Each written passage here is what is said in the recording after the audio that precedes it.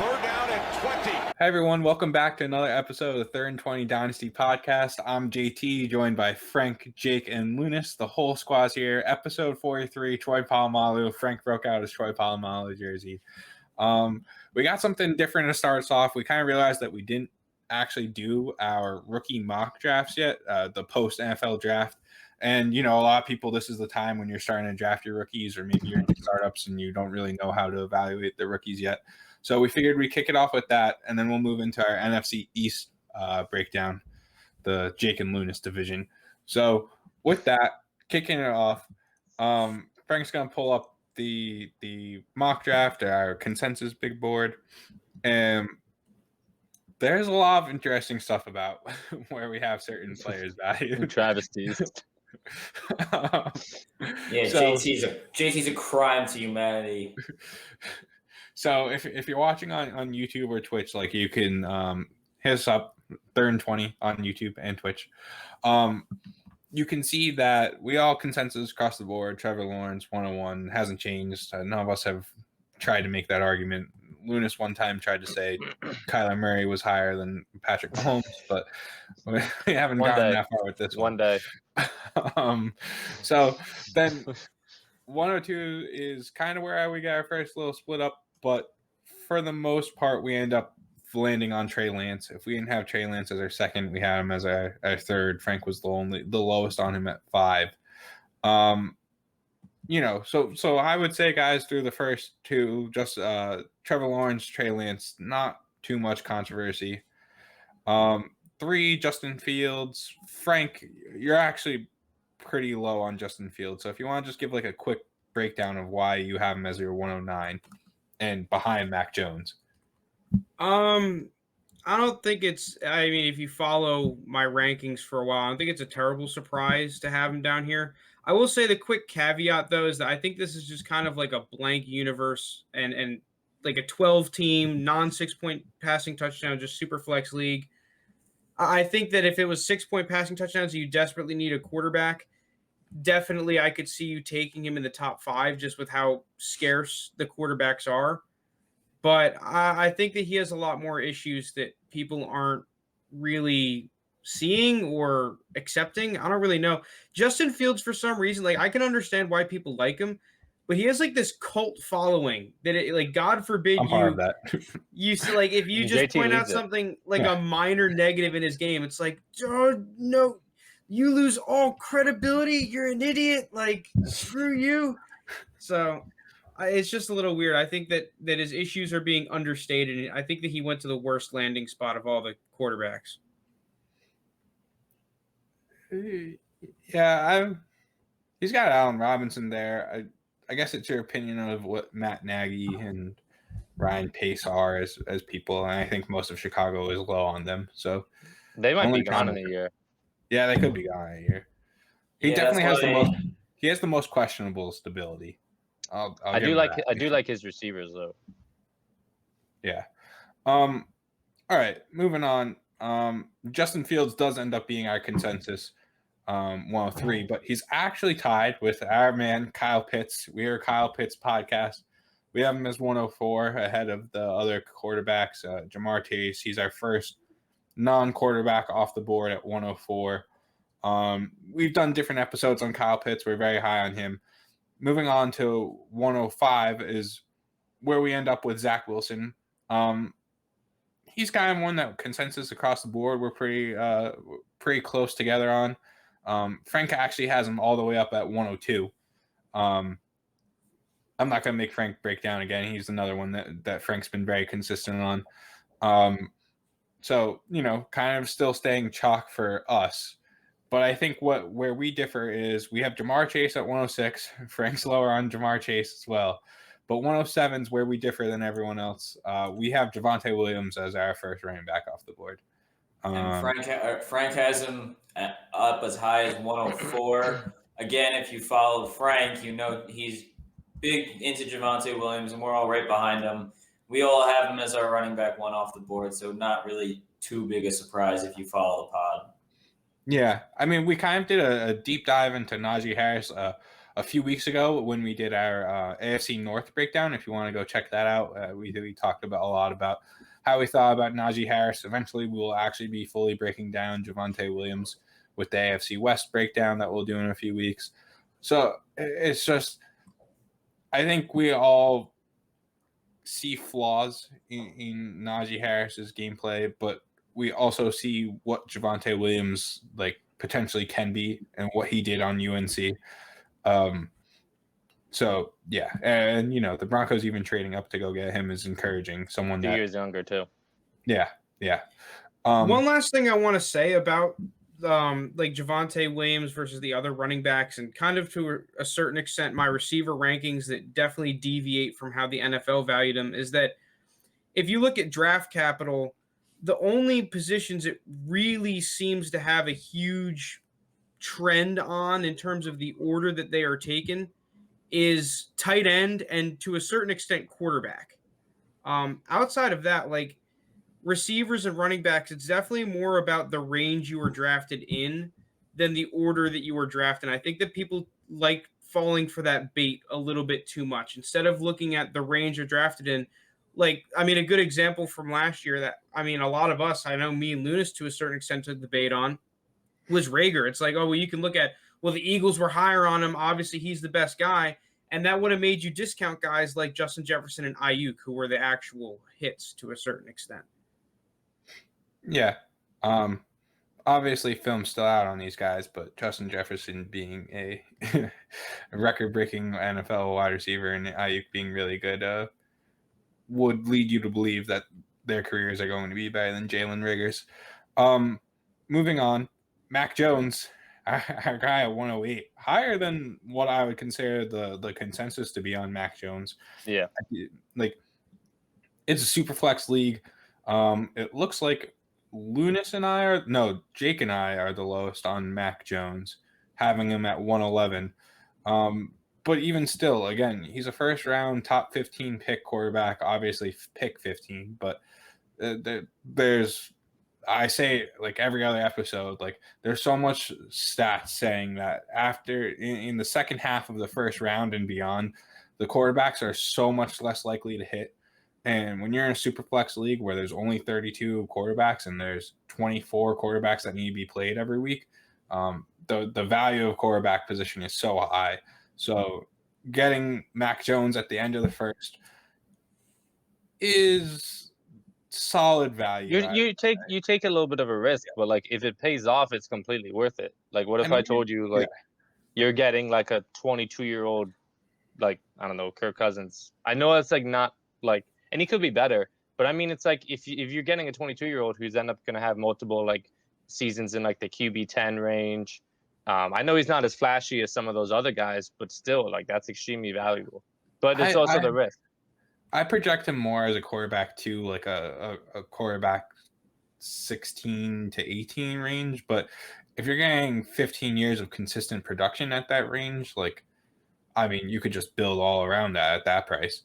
Here's my question with Mac Jones is that why does he always comp to Kirk Cousins instead of someone like Matt Ryan, where his draft capital Phillip Rivers vibes. His draft capital is more aligned with Phillip Rivers, Matt Ryan than it is with Kirk Cousins, but everyone always wants to point to, he's the next Kirk Cousins. He's a forever QB too. It's the lack of mobility and athleticism that you see. It's the same with Matt Ryan, but he doesn't have enough sidearm throws for me for the Phillip Rivers comp. I just think he's Kirk Cousins is the current guy, easy guy to point to when you're talking about a quarterback who very much relies on his passing game. I don't hate the Matt Ryan comp though. It just baffles me a little bit that everyone's pro comps for Mac Jones are guys drafted outside of the first round. You used to be he's a Jimmy Garoppolo. He's a Kirk Cousins. He's a this. His draft capital is much higher than all those guys. Well, the thing about though is those guys were taken. They were some of the highest quarterbacks drafted. In Phillip Rivers was the second quarterback drafted? What was Matt Ryan, second or third? First, I think first. Matt Ryan was first. He was third overall, but first QB. Yeah, so Mac Jones was the fifth. Now, obviously that's part of it is your competition, right? There was that like Tyrod Taylor year where or EJ Manuel, Geno Smith year, I think was what it was, where there was like no good quarterbacks. But when you're looking at like he's the 5th quarterback taken off the board, you do start to wonder, well, why wasn't he valued over these 4 guys? And this isn't. If you want to take the bait, you can use that argument for a whole lot of other successful quarterbacks. Just throwing that out there. Like Lamar Jackson, he's the back half of the 1st round, 5th quarterback, no shot. Same thing with Josh Allen. He was the 4th quarterback. Oh, no, 3rd. He was the 3rd. Most times you'd be right rather than wrong if you're taking Will Grier over Drew Lock, or if you're taking but Will Grier's a 4th round draft pick. Sure, okay. But look at so last year, I guess you could argue Justin Herbert over Tua and Joe Burrow. That's fine. But then you're looking at like Dwayne Haskins and Daniel Jones versus Kyler Murray. Like you'd be more likely. I don't think it's a good argument looking at the order of the quarterbacks taken. I don't think it. Like I said earlier, it's about necessarily the range. But it's just with quarterbacks, the range is a lot tighter. I will give you it if it's like back half of the 1st round, like you said. Obviously, Lamar Jackson's the easy exception to point to, but if you just look at it historically speaking, especially for non-mobile quarterbacks, back half of the 1st round, definitely a whole lot different ball game than the first half of the 1st round. Whereas receivers and running backs doesn't matter a whole ton between if you're a running back picked at pick 15 or pick 29. All right. Anything else to add on Mac Jones? That's a good point, though. Why is it Kirk Cousins? Why is it? I personally see Phillip Rivers. I think Phillip Rivers. But at the same time, if we're saying Mac Jones is, he's not as much of a gunslinger as Phillip Rivers. But if we're saying he's going to be either of these guys, like you're comping him to 2. Yeah, but how is he not as much of a gunslinger? Didn't he just lead the NCAA in passing yards and passing touchdowns, basically? Because how many times have you seen Phillip Rivers make a throw and you just go, what was that? Yeah. You don't see Mac Jones do that. Mac Jones is a more heady quarterback, per se. He plays. Sounds like you're complimenting him there, then, though. No, he is. Being a gunslinger can be.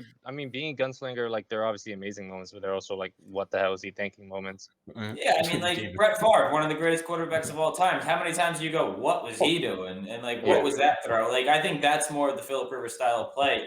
Well, I think Mac Jones is. I like the Matt Ryan comp. I do. I think he reads the field really well, and I think he has the arm talent to back it up. But the reason why he's lower than a lot of these other guys, especially, Lance and Fields, is just because of the legs.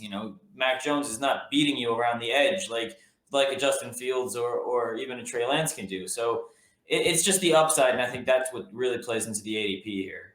Yeah, and at the same time, if you're comping him to Matt Ryan or Phillip Rivers, like those are 2 borderline Hall of Fame quarterbacks. Like they both have a case to potentially get in. They're going to be ones that get debated on First Take for. Well, it's funny because I comp my pro comp for Mac Jones is what you wanted Sam Bradford to be. That's a good one. Yeah. I like that. Because I think that Sam Bradford was a guy that really struggled under pressure, and contrary to popular belief, I think that Mac Jones' best throws are under pressure. Yeah. He had a good passer rating under pressure. So I agree with you. And to be fair, if he's like starting or getting in early on the Patriots still have a very good offensive line, so he shouldn't see too much pressure. All right, well, we can move on. Yeah, I like Mac Jones. A lot of times on Mac Jones. Devontae Smith, I've beaten this man to death. He's at 109. He's actually him and Mac Jones were tied for 108, 109. Dude, we have a Twitter group chat, and JT just anytime he sees Devontae Smith, just like these idiots. He'll like run like a good route and just be like, look at his ankles. This is the chicken bait legs. This is the bait that I'm talking about. There's these Philly beat writers who are talking about Devontae Smith. It's like jaw dropping. Like, look at this play by Devontae Smith. I mean, if you think about it, What of the receivers the Philly beat reporters have been watching for the past 3 years and compare it to Devontae Smith? They've been watching J.J. Arcega-Whiteside for 3 years. So, of course, you could put Curtis Samuel there, and they'd probably say the same thing, the though. two biggest based on the quality they've had. writers, historically speaking, top two, easy. Baltimore, Philly. No one else is close to that. Baltimore is unlike anything I've ever seen. Honestly, every receiver they have is the best receiver of all time now. You think they have a roster of Jerry Rices? Meanwhile, they had the worst receiving corps in the league last year. Like, well, the thing about it though is like he was literally in a helmet and made a cut. Like it was a cut. It wasn't like anything. It was a hell of a cut. It was this guy is jaw dropping in practice. One of a kind. People are gonna be so happy to have him for years.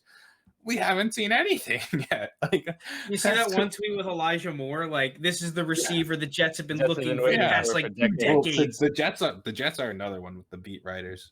We're getting off track, but yeah, the beat writers are always going to be the bait. I mean, their job is to sell you headlines. So Raiders too. Yeah. All right, moving on. Devontae Smith, just talked about him. Najee Harris, we also kind of just covered him. He is our 110. I was the one lower on him than others. We have us up there. Big board's back up. Yeah, I screwed that one up for the people. We kind of just talked about Najee Harris as well. So then 111 is where I kind of wanted to dive in just a little bit, and then we're going to move on 111, 112, and then we'll get into our breakdown. Jalen Waddle, I think, is mostly in part to Frank being the lowest on him, but I guess I've dropped on Jalen Waddle compared to Jake and Lounis. Or no, actually, Jake's a little lower on him than me. I guess, why are we lower on Jalen Waddle now than we were? I still have him. I mean, I still have him as a first rounder. It's just some of the ordering is a little mixed up. Because I don't think his spot is that's tough. I'm trying to think pre-draft, post-draft. I think probably pre-draft I had him probably around like 108. And I don't think it's anything he's done wrong. It's just more some like the other guys, like different landing spot situations. But I still like Jalen Waddle a ton. I still definitely think he should go in the first round of any rookie draft. I'm surprised that Travis Etienne isn't in our consensus top 12. That's what shocked me the most. He should be. He's supposed to be. He would be our 112. One of us ruined it. He would be our 112 if I did not have Rashad. Because even like I'm not a Etienne huge should Travis also be Etienne a first guy, round pick. but 111 is a fantastic pick for Travis Etienne to fall to. I know that a lot of people are like, if you're in rookie drafts, he's probably going before 111. That's usually where Devontae Smith or Javonte Williams, at least in my experience, have been falling to in Superflex leagues. But all right, regardless, 111 seems to be one of the best picks for me in the draft. Not necessarily in terms of like late you're first, gonna have you're to pick getting really good value. Yeah, you're kind of just on that tier break in terms of like, okay, you're getting the last elite level prospect, at least for me. I guess 112, you can make an argument if you really like Jalen Waddle. 111, 112. Because, 111, 112, you're getting one of like Mac Jones, Waddle, Etienne. You're getting one of those guys. He wouldn't even be in my next three. That's just ridiculous. That's ridiculous. Give me Elijah Moore, Trey Sermon, and Rondell Moore. Well, thanks. All right, that's for our next first round. That's our first round. Rookie big board. We'll do the second round next week. I guess the big ones that we're off on consensus with are Najee Harris and Devontae Smith. We're probably right with consensus. Najee Harris we're lower on than consensus. Javonte Williams we're higher on. Travis Etienne we're a little bit lower on. That's really it. Mac Jones I guess we're higher on. We're a little higher up in quarterbacks in general compared to consensus. And I think that's just based on our personal preference of how we like to build our super flex rosters, especially just because we know the value here in quarterbacks is just so high. Like JT mentioned earlier, you start 24 if you're in a 12-man league, and there's only 32 starting in the NFL, and that includes some of the not great quarterbacks that are just playing because of either a bridge quarterback or an injury to the starter. So to find 2 starting quarterbacks is always difficult. So we put a premium on those guys. All right, before we move on from the mock, I've got a couple questions I'd like to pose the crowd. Okay. Ooh, Okay. the crowd. First off, I want to talk about Elijah Moore in that he right now, if you look at our consensus big board, right, let's just replace 111 with Travis Etienne because Travis Etienne would be there if JT didn't absolutely You mean love 112? 112, you mean? Well, like, wouldn't. Oh, yeah, he would be 112. Regardless, it seems like Elijah Moore is falling into the first round now. Yeah, he In was a lot of literally my consensus two. draft. He was literally my 201 after Waddle and Etienne. At the end I of the think first. Elijah Moore was the top one in the second. I think he's most of our 201, if I'm correct. I know he's my 201. I think Lounis just said he's like 201. my 203 or 204. And I think, Frank, you had him at 201 as well. So we've seen Elijah Moore skyrocket up here a little bit, and I don't think it necessarily ends here. I could see him sneaking up to 111. I wouldn't be surprised if 110. I wouldn't be surprised if someone took him over maybe like an Etienne or Waddle or Smith. Like, I wouldn't be surprised. And that's just listen, I love Elijah Moore as a prospect, but I do think that is due to the training camp hype and people seeing him play in a big market such as the Jets, and just buying into all this beat reporter hype that he's toasting the defense. Like, great, he's playing against the Jets secondary in practice. Like, I don't know how much that says, but I do like the talent, so I don't hate it. Yeah, I mean, it's hard for me to hate on him being at the end of the first discussion because I have him as my definitive 201. I just can't put him ahead any of those guys in the top 12. Whatever order you want to do it, I can't put him ahead of Mac Jones. I can't put him ahead of Waddle.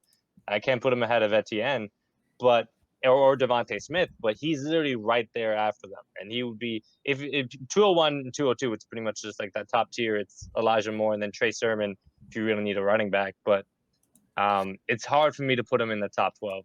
My thing with Elijah Moore is like he's solid. I think he'll be a solid NFL wide receiver, but I don't think he'll ever be like the guy for a team where he's like the dependable, like this is our guy. And when you look at the other receivers above him, I think they have, at least the ones I have above him, I think they have a better chance at that, and that's kind of what knocks him down. I still think he will be dependable.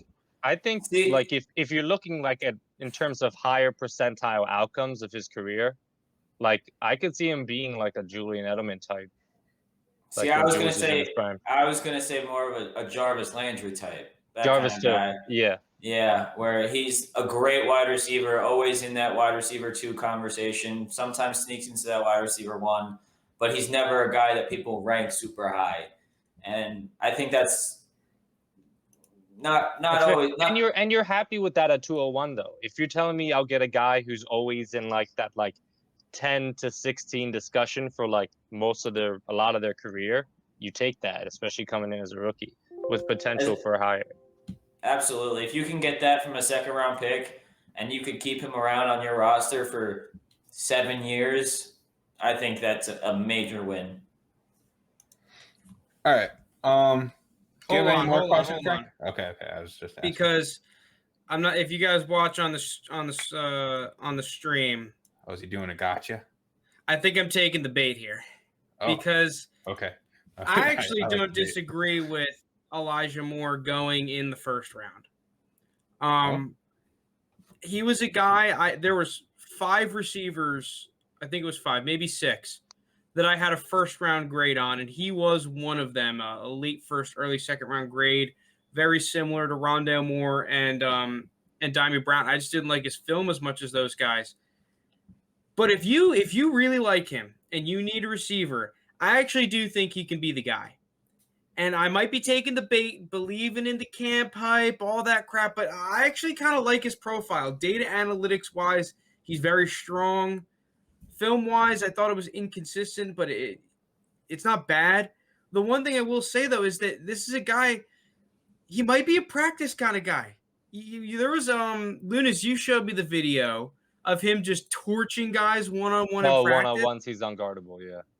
Like, the real question is, like, is this going to translate to the field? Because I hated the offense he was in. I was not a fan of that Ole Miss offense, a lot of it, for him specifically. No. But I'm going to do it. I'm going to take the bait. I'm going to believe in the Elijah Moore hype to a certain extent. Okay, but who are you taking him over? Because I do like him. Like I said, I do like him. But like Luna said, I just don't have anyone I would take him over in this first round. In Frank's case, it'd be Rondell Moore, right? Well, who did Frank take out Rondell Moore for? Who did Frank take out for Rondell Moore? Oh, we got from Frank. I don't know if I can say it. I don't know if I can can commit to this. He's gonna say Jamar Chase. He wants to say Jamar Chase. You better not fucking say Jamar Chase. Sell all Bengals. This man's on a one man tour, war rampage against the. He's going. Yeah, I was gonna say he's going to war with the entire city of Cincinnati. I hope we have some Cincinnati. I really hope we have some Cincinnati fans that listen to us out there and send us some nasty comments just because Frank tells them to sell all the Bengals. I've got a whole list of them. I already have a video where I had like 20 of them all roasting me. They're calling me an idiot. Well, they will. They'll rightfully roast you if you have Elijah Moore over Jamar Chase. Yeah, I'm not saying that. I'm not committing to that. All right. But I could see him at 111. I think that's where I can put him. To keep Frank from getting into any trouble, you guys want to move into our NFC East breakdown? Yeah, let's move on. Yeah. Right. Moving on. Bengals. Yes, Frank. / Jake. Well, I don't know why I get the hate on this. For the Ravens. Come on, that's iconic. All right, we're gonna move on into our NFC East breakdown. We've got. I have to always live my Kyler Mahomes take, so it's okay. That's true. I'm going to make you regret that forever. NFC East breakdown. We're going to start with the quarterbacks. I'm going to run through them real quick. Dak Prescott. AFC East. NFC East. I thought I said NFC East. I'm pretty sure I said NFC East, but if I didn't, sorry. All right. Quarterbacks with their keep trade cut rankings. We'll start with the Cowboys, Eagles, football team, and then Giants each time. Dak Prescott, quarterback 6. Cooper Rush, not ranked. Jalen Hurts, quarterback 18, Joe Flacco and Nick Mullins, not ranked. Washington, Ryan Fitzpatrick, quarterback 31, Taylor Heineke, quarterback 42. And then the Giants, Daniel Jones, quarterback 23, and pencil neck himself, Mike Lennon, not ranked. Just looking real quick across the board, we're all confident that Dak Prescott will keep his value, and we all actually say that he's underrated too. This is a Dak Prescott podcast, apparently. Apparently. I mean, my issue is like, he's underrated by moving him up like one spot. Like I just take him over. Yeah, no, it's more like I can see him going up 1 or 2 spots down. Is Lamar Jackson consensus QB5 right now? I think so. I believe so. Yeah. Yeah. Let me check. Real quick. I mean, I agree with. I guess we all agree that Dak Prescott's underrated. It's funny to say he's quarterback 6. Dude, I mean, especially I was going to say part of Dak, too, his defense is actually going to help his fantasy chances. Well, his defense, Mike McCarthy hates running the ball. And, dude, Dak has been a league winner. Like, if you've had Dak Prescott, aside from last year, like, the dude wins you games. Jake still won the league. I mean, he traded Dak, but Jake still won the league having Dak. All right, well, no real controversy here. I mean, I think the 3 topics that we want to hit on, I'm just going to throw them all out here, and you guys tell me what you want to talk about first. Is Jalen Hurts the real deal? Frank kind of made a video on that already, but that's topic 1. Shout out Mrs. Hurts who commented on the video. Number 2 is the Ryan Fitzpatrick versus Taylor Heineke debate. And finally, number 3 is this Daniel Jones's last year? I think those are our 3 topics. So someone where are we going? Let's go Jalen Hurts first. Okay. You made the video on it. Tell us what you think, Frank. Just real quick, I guess. I think if you look at Jalen Hurts' keep trade cut ranking at quarterback 18, it's a screaming undervalue to me. Just because I do legitimately believe he has quarterback 1 potential. Not necessarily like high-end QB1, but I do think that he has he has the skill set, the work ethic, the mentality, all that to be a quarterback one, and not just the short-term quarterback one that people are I guess the consensus is saying. I do think that he could be a franchise quarterback for years to come. That being said, I'm not sure in dynasty leagues he's a screaming buy because you are not getting him anywhere near a QB 18 price. You're going to have to shell up probably, I would say, like a QB 11, QB 12 price. I was going to say like QB 12 price. I mean, maybe even higher, just based on how young he is. That's the problem I have with this. Is nothing against Jalen Hurts, but to get him, yes, if you can get him at the QB 18 price, absolutely undervalued, great buy. But you're never going to get him there. I think you might even have to pay a QB 10 price, honestly, a top 10 QB price, because the guy that has him will likely think he's that good. Think he has that upside with his legs, with that, an improved Eagles offense. You're never going to get him at that price, and that's the issue here with Jalen Hurts, not the actual player himself. It's the value that it could cost you.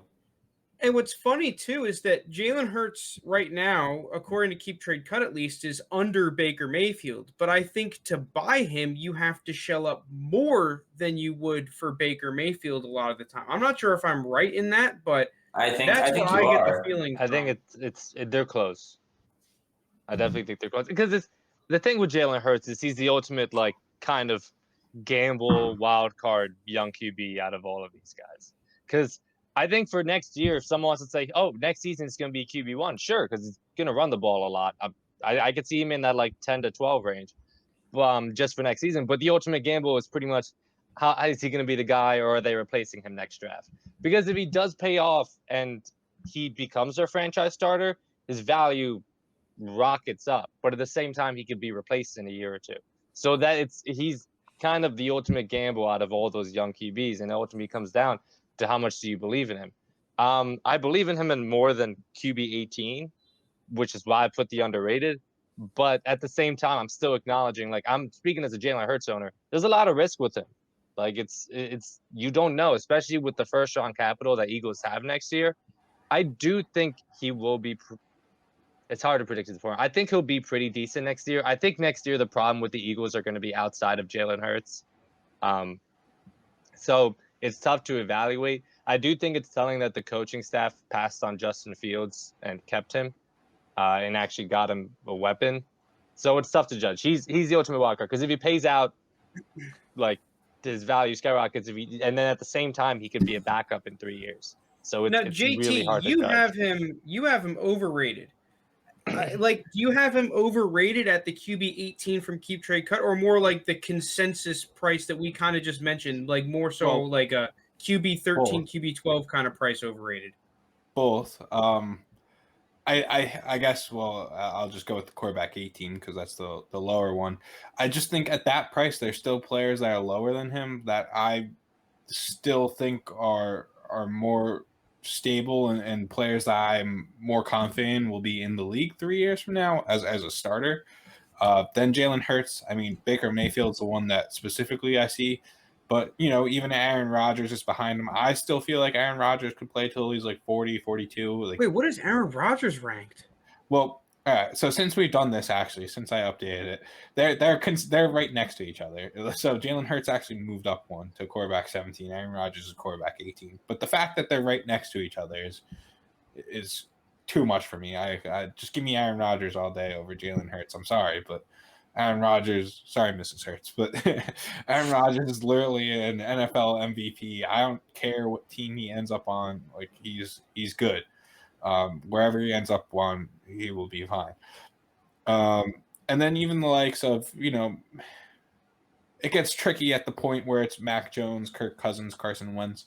But that's where I'm taking like a good hard look at him. Like, I don't know who I want here. I don't know which one is the one to take. I mean, the Eagles told us we like Jalen Hurts over Carson Wentz. But do I trust the Eagles management? Did they have a choice? That's the other question. They did not. No, they did not. Yeah.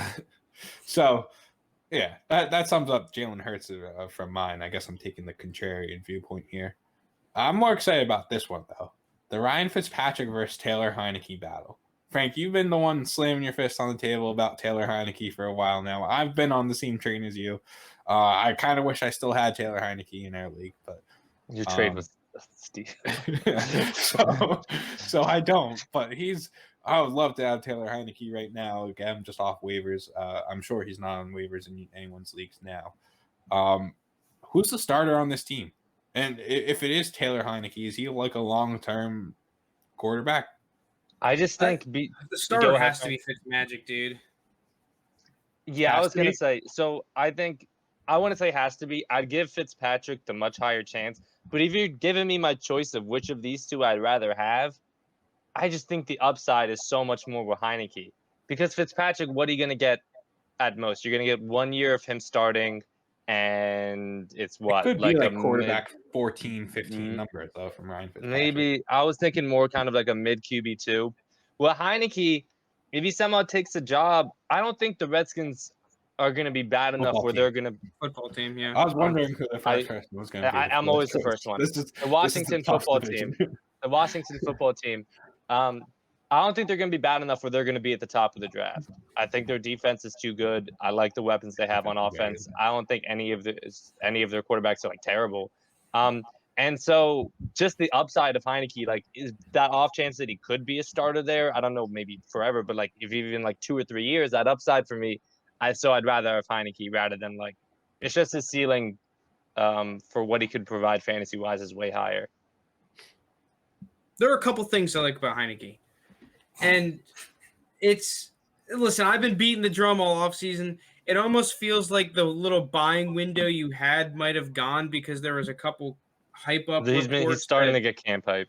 That now you may actually have to pay like an actual price tag. And at that point, you could get someone that's legitimately going to play that like maybe you can pick up Ben Roethlisberger or something for. It's slightly higher, but what are you gonna say, JT? Pause you right there, Frank. He wasn't ranked on Keep Trade Cut like even as much as like 2 months ago, and to that point, he's now, shot up even further than that. So that's just to show you what's happened in 2 months. Yeah, so like the buying window is kind of 2 months ago, but regardless, if you have Taylor Heineke. So the first thing that I like about him is that if you just look at all the backup quarterbacks across the league, he's probably a top 3 backup. The only other ones I'd really argue are, what's his name? The Mariota, the one behind Josh Allen, Trubisky, and Taylor Heineke. I mean, you can't really say that like Jimmy G or Trey Lance is a backup. Yeah. Like they're not backups, right? So, like, other than that, Taylor Heineke's there. Yeah, Kareem Hunt's there. The other thing I wish say it one more time. Kareem Hunt's backup. Yeah, but the last thing I want to say about Heineke, and I wish I had the names in front of me. It was a while back, but they showed the graphic in the playoff game, and it was like quarterbacks that made their first start in a playoff game. And there was like 1 or 2 guys on that list that actually ended up becoming like good, viable quarterbacks for that team. And I mean, I don't think anyone was playing fantasy football in like the 80s or anything. If you did, I commend you because you were really ahead of the game there. But if that, like, I don't think it's as crazy as people think could happen. Like everyone's saying, oh, well, Taylor Heineke, he's been in the league for so long. Like there's 0 chance he could become something. Like, no, I do think that quarterback is one of the few positions where you can have major improvement by just sitting on the bench, learning from people. And dude, like Tony Romo said it best.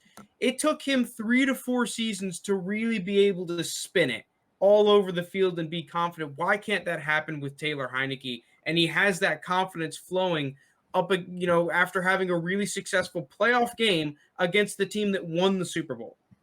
One could argue he played better against that defense than Mahomes. I'm here for dumb takes. I'm here for dumb takes. Lounis, are you about to say Taylor Heineke's greater than Mahomes? Mahomes. He's not willing to say he's greater than Tyler. Right now, I got a Kyler, Heineke, Mahomes. Dude, you My can't top tell three. me though that a lot of those guys in that locker room don't think that Taylor Heineke might deserve a chance. Like, dude, you saw how that definitely- entire definitely team do. was rallying around him They definitely do. at the end of the game. Like, Even just the end of the season, like you saw, I forgot who was against them. It may have been Carolina. The game Dwayne Haskins started, just playing like complete dog shit, and then they put in Heineke, and the whole team was like energetic on the sidelines. Like you saw Chase Young like hype as hell on the sidelines, and the whole team rallied behind him. I definitely think he's supported in the locker when do you ever see that with a backup quarterback? Every single time Nick a backup Foles. quarterback comes in, okay, oh yeah, Nick Foles, but Nick Foles, like, dude, if you picked up Nick Foles on waivers, that's a successful pickup. If you held him, dude, he was a starting quarterback at a time. I mean, obviously, if you diamond handsed him, it didn't pan out, but for a waiver pickup, you can't really ask for much more. That's what Taylor Heineke was. No one picked up Taylor Heineke for a non-waiver pickup. Like, you would have been a freaking lunatic. Yeah. All right. Before we move on, what are you paying for Taylor Heineke? Because I was kind of coming at it from the perspective earlier in the offseason, because I know JT had him before he traded him. We won't get into the trade he did in our league, but I was going to try and pick up the Taylor Heineke, Ryan Fitzpatrick stack for a third-round pick. I was thinking that for like a mid-third-round pick for that price that Kyle Trask goes off the board, I could pick up the Heineke Fitzpatrick stack. For Heineke, I'd give a first half third rounder. I think. That's Just for Heineke or for the stack? Just for Heineke. Wow. Now who's the Heineke fan? Yeah, This. for real. I'm the real Heinekean. Well, to be no, fair, I'm Dirty Dan. I'm dirty. to be fair, I've said it before, I'll say it again. I don't like many players after the mid-third. So I was gonna say like if I'm saying 307. like first, so like if I give up like 305 for him, like third round's all dart throws. I'll take a dart throw on Heineke. yeah, 307, 308. And I think you could probably get that deal done pretty easily, to be honest. I think the other I don't think in our league I can. But I feel like it's a generally, little steep for Heineke. 307, hate it. 308. Who Who are you getting? Yeah, I was gonna say. Ramondre It's the same. Stevenson. You're all dart throws. Sure, he's just as big of a dart throw as Taylor Heineke. I'd rather have Taylor Heineke than Stevenson. I'm not even convinced that Ramondre Stevenson will be there just because he's running back and he's on the Patriots. Give me Heineke. Okay, well, if he's not there, then yeah, maybe. But like, if Amari Rogers, Ramondre Stevenson, Nico Collins, Nico Kellen Mond, Nico Collins is the only Neither one is I know Kellen of. Mond. if one of those guys are there, I'm gonna take him. Well, I don't think Collins. It would come close. I mean, one of them might end up being at that range, but I don't. I've been I in don't know. drafts where one of those guys was on the board at like 305 to 307. All right. Well, so you would probably be what, like a 401, 312? Well, I would trade like 304 for the stack. I wouldn't do it for Heineke straight up. That's the thing. Like if I'm trading one of these picks, I want the stack. I don't want. I don't know if you're just getting one the of them. stack for that. You might have to like 301, Probably not. 212. I think that now you wouldn't, but 2 months ago, if you went to someone with like 304 and said, "Hey, give me Ryan Fitzpatrick and Taylor Heineke stack," I think that you would have got You it probably done. could have Now, gotten not that for anymore. like 310. I mean, because there were talks about Fitzpatrick still retiring and Heineke. Yeah, that was kind of Yeah. my argument coming in, and like before the draft, especially. Like, dude, there's a buying opportunity here, but now I think the window might have closed. Let's move on. Last thing, real quick. Daniel Jones last year, yay or nay? I say yay. This is Daniel Jones last year.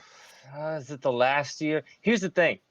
I'm kind of torn. I don't think he's going to be bad enough where the Giants are going to be like top 5 in the draft. We have 2 first-round picks. If we want, Yeah, to that's move the up, caveat. We can move up. There's also, And it's the Bears' first round pick. personally, I only think there's like 3 good quarterbacks in this next draft, but like there's a lot of people saying that there could be like 5 or so. There's always going to be a top one that breaks out.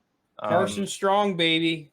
Don't worry, I'm trading all my picks to get to the, what is it, like I think 2028 draft. Whenever Arch Manning is coming out. Give me the new Manning. Give me the new Manning. I'm trading all my picks for Frank Gore Jr. But Keep with your eye Daniel on Jones, Carson Strong. because here's the thing. Everyone, well, not everyone, but a lot of people are hyping this up for a big year 3 jump. He has a lot of expectations on him this year.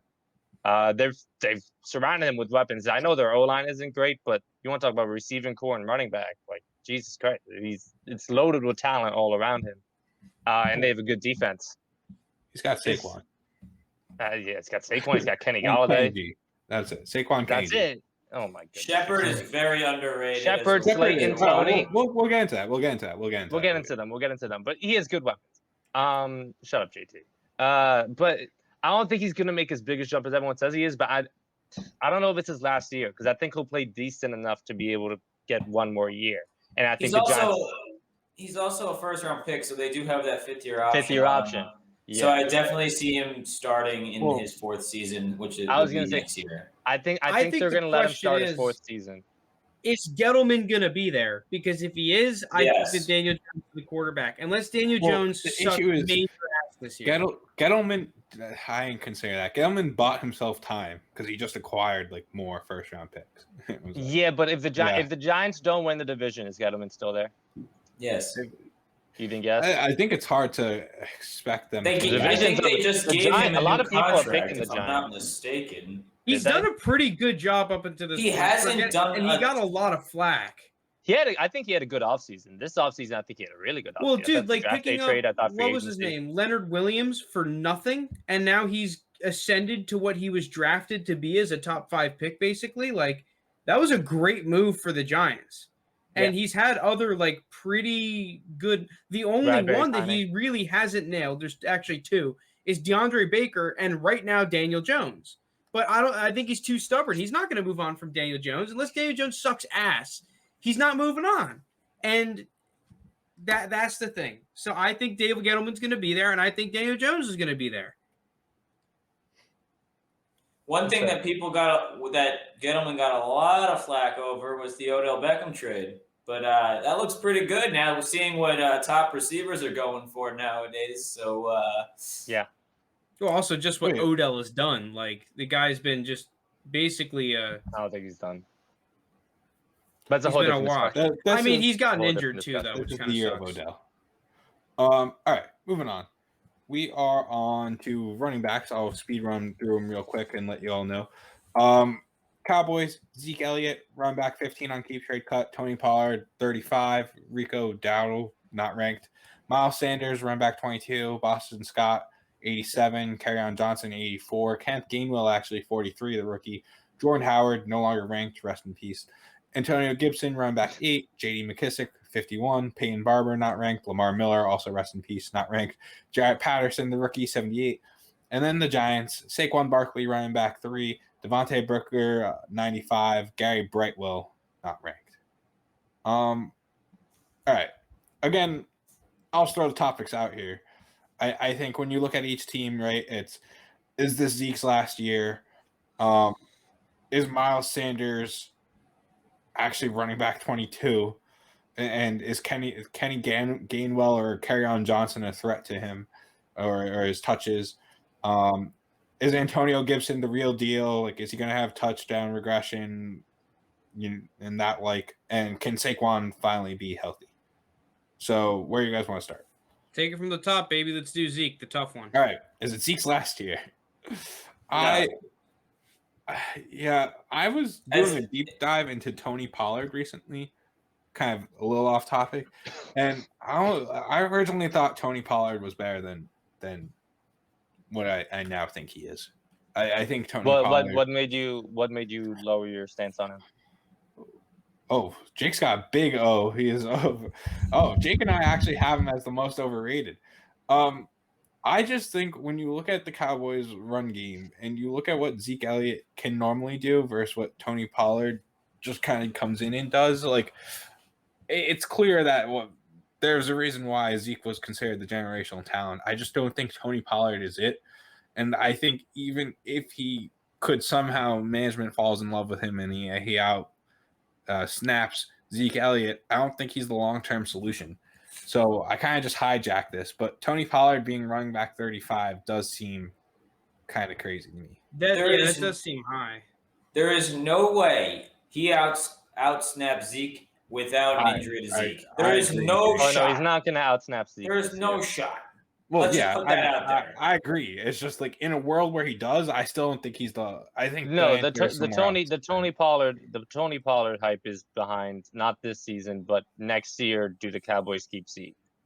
That's pretty much what. Even if they don't keep, listen. If they don't keep Zeke because he's on a monster contract and he's a running back at going to be 27, I think, or 26 or 27 next year. I'm not sure exactly what it is, but he's aging running back on a monster deal. Obviously, people are going to say he can be a cap casualty. I understand that. But even if he's gone, Tony Pollard is not sliding into the workhorse back. I will guarantee that. That is a guarantee. They will add another running back, whether that's a vet in free agency, just to split carries, whether that's a rookie in the draft, whether that's both. If Zeke's gone, Tony Pollard is not the guy, and people are pretending like he is, and that's why he's ranked running back 35. That is crazy. That is crazy high for a guy that's a backup running back. I understand. I can't believe we're so strongly aligned on this one. I don't know if that should scare us or not, but I agree completely. Yeah. I like Pollard. I think let's just say Zeke isn't on the Cowboys next year. I think they could bring someone in. I don't think he's going to be a workhorse or anything. I think he can be a guy who gets this is with no Zeke, who gets 15, 16 touches between catches and runs. I thought he looked good when he filled in for Zeke last year. I know their O-line isn't getting any younger. Which that part's any better. Their O-line low-key isn't good anymore. It's not the same at all. Because they're all aging. They're all getting old. Or retired. Yeah. They're broken. Yeah, bro. Yeah. They're pretty bad. They're pretty bad, actually. Their warranty is up. I still think that Tony Pollard's the backup to own, though, simply because as a Zeke owner, I don't trust Zeke anymore. I agree with you guys, actually, that I think Tony Pollard's overrated because people are starting to buy him like he can take over. And that's the reason why he's not the backup to own. Yeah, sure. And that's just like how you have to own Madison if you're a Dalvin Cook owner. That doesn't you don't. Madison fucking blows. And that's the same argument I just had. Pollard's better than Madison. But I do like Madison. If Pollard will score more points as a backup than Madison would if Dalvin Cook was hurt.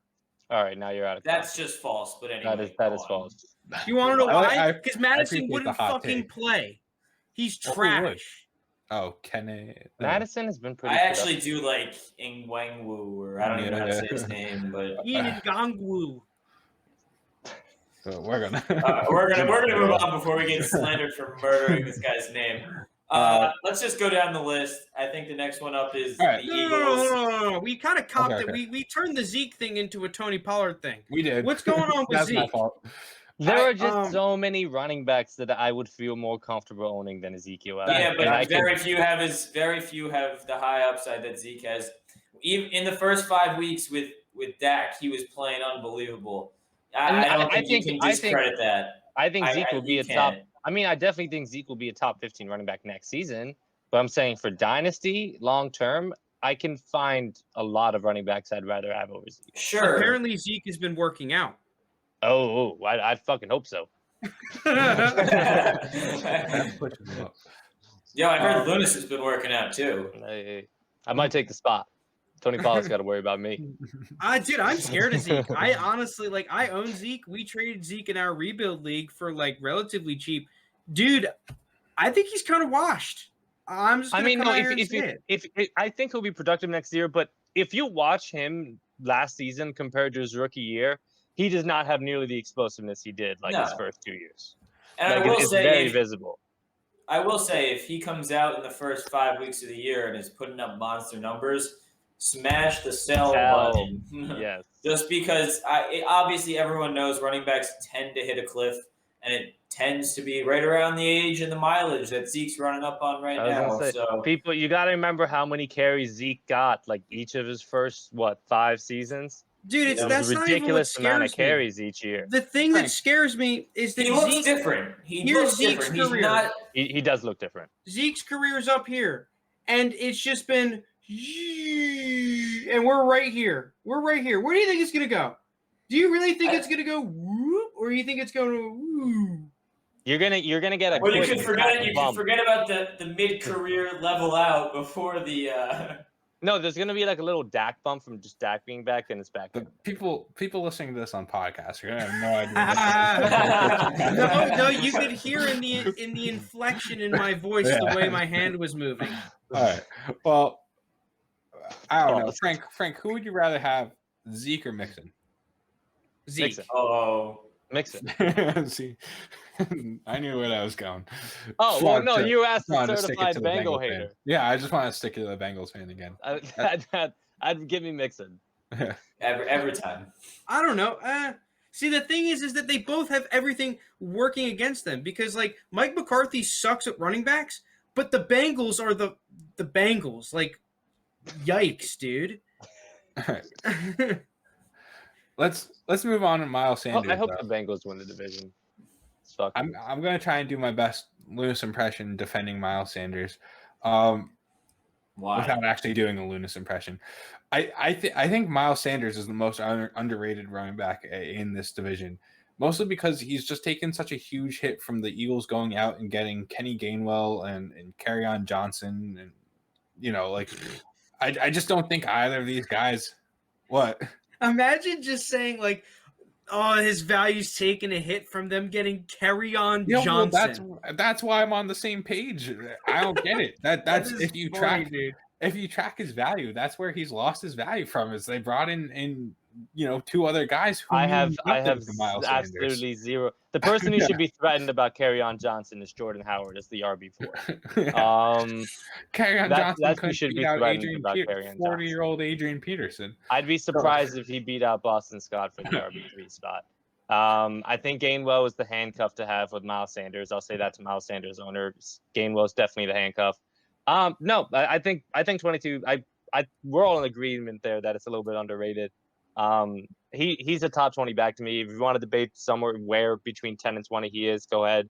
Like JT said, the Eagles offense last year was a shit show. And as someone who watched every Eagles game, he was by far the most talented player on the offense. It was just between not giving him enough carries, the entire O-line just falling in shambles and everyone getting hurt. He had some injuries last year. And just the offense was not gaining any traction, so there was less scoring opportunities. I think next year with Jalen Hurts, they're going to be running the ball a lot more. The O-line's back healthy. I think he'll bounce back next year. Yeah. I mean, it's unfair because this time last year, like, he was viewed as like a top 12, top 10 back. He was a top 10. He was RB7 this time. Yeah. Last year. And to now have him at a running back 22 after what was such a terrible year. And I don't think he looked worse last year as a player. I think as a player he still looked as good. It was just the offense was worse. Like his yards per carry and production based on the touches he got was still just as good as the year before, if not better. He averaged over 5 yards per carry on the season. His production also really increased with Jalen Hurts as the quarterback. Yeah. Also, I'm sorry, I have to drive this point home. You should be scared of this more than Kerryon Johnson. I'm not looking at what are you pulling up? This is the real threat. This is the real Johnson that's a threat, not Kerryon Johnson. What do you pull up? If you're watching on YouTube, and I feel like this meme isn't as widely known as Frank thinks it is. I love that meme. Is it the cat? Yeah, the cat. Yeah. All right. Well, that's the Eagles. What about Kenny Gainwell? Kenny Gainwell, I think, is overrated at his price. I think he's a fine rookie, but I think he's going in the mid to late second in rookie drafts. I really don't think it's a bad spot. I think I'd probably have him early third, but if you're a Sanders owner, if you own Miles Sanders, I would take him in the later half of the season. Here's the one thing I will say about Kenneth Gainwell, and this is something that I didn't realize until recently. Kenneth Gainwell fits exactly what the Eagles were missing last year. They needed a running back who was good in the passing game and that could fucking block. Their running backs could not block anything. Dude. To be fair, none of the offense could. Also, I think Miles Sanders also can do that. Okay, well, when he's off didn't the do field. it last year. Dude, Miles Sanders as a pass-catching back was atrocious last year. Terrible. I understand that he was good previously, but last year, for whatever reason, he was garbage. He did have more drops last year, but I also saw last year Wentz completely overthrowing a wide open Miles Sanders. Dude, it wasn't even that. Like, it wasn't just drops. He was running wrong routes. He wasn't on the same page of the offense. Like, he was fucking up. Like, it was a disaster. Like, I'm not saying that Miles Sanders is a bad running back. I'm just saying, if you look at the Eagles film from last year, which I watched way too much of, their running backs, not just their offensive line, was a clown fiesta, an absolute clown fiesta. And a large part of that was because of Miles Sanders' work in the passing game. I like Miles Sanders. I agree he's undervalued, but you can't, just because you think that doesn't mean you can't just ignore what he showed on film last year. Kenneth Gainwell as a receiver is like, I think probably second of all the receiving backs this year, behind probably Najee Harris. And you can make an argument that he's better than Najee Harris as a receiver. All right. I guess talking about receiving backs and kind of related to Kenneth Gainwell, we've got Antonio Gibson, who we actually kind of across the board say is overrated running back 8, although I don't necessarily hate it. I feel like he's the risky at where they're priced. He's the one I'd say is kind of the riskiest, just because of his touchdowns, like how many touchdowns he had last year and where he finished. Like, is he going to have that many touchdowns this year? Who knows? That's like the hardest stat to predict. My thing about Antonio Gibson, though, is we could be looking at him this time next year and being like, this guy is like the future CMC. Like he can run, he can catch, like he can do it all for this team. Or we could be looking at him like he's potentially getting replaced. Like the Washington team needs a more, A-type running back, as you'd say. Go ahead, Lounis. I think he's a top 10 back in Dynasty. And I think you're going to see – I think there's going to be less of McKissick in the passing game of more in him. I think you're going to see him get a lot more passes thrown to him. McKissick had like an insane amount of targets. I know. He finished with a running back 2.5 point in PPR. Yeah, I think a lot of those are going to go to Gibson. I'm hoping that the whole toe thing isn't an issue. As Frank says, I'm not a doctor. It is very questionable. I'm not a doctor. Toe is like such a nagging injury. I don't like it, but I don't know what to think of it. So assuming he's healthy, I think he's a top 10. You could argue for that RB8 spot. He's in like a tier with a lot of those guys like Dobbins. I'd probably have him like right behind Akers. But I like him a lot. I think he's going to be I think he'll be in RB1 next year. Back end.